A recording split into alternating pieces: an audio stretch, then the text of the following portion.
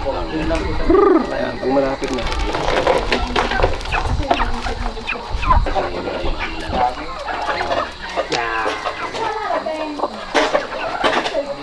Talaga nag-aagaw, ano? Uy, naghahanap. Busado ka.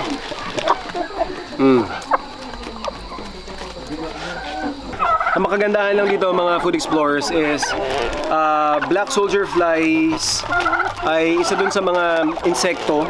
Mga agaw na siya, oh. Teka lang, oh. Isa sa mga insekto na I think malaki yung potential, lalong-lalo na dun sa mga nag-organic or naturally grown farm or farming. So, maraming benefits ito. Hindi pa nga lang po ganun kasikat sa Pilipinas. But in the other countries like US, sobrang marami nang nagpa-farm na sila. Malaking business ito.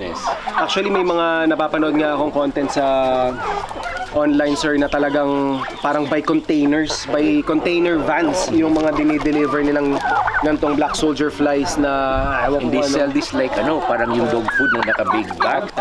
Nandito na lahat, nagsama-sama na sila. Very aggressive kasi apparently paboritong nila.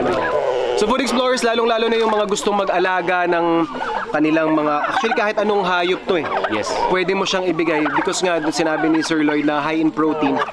Pag-aralan po natin, black soldier fly.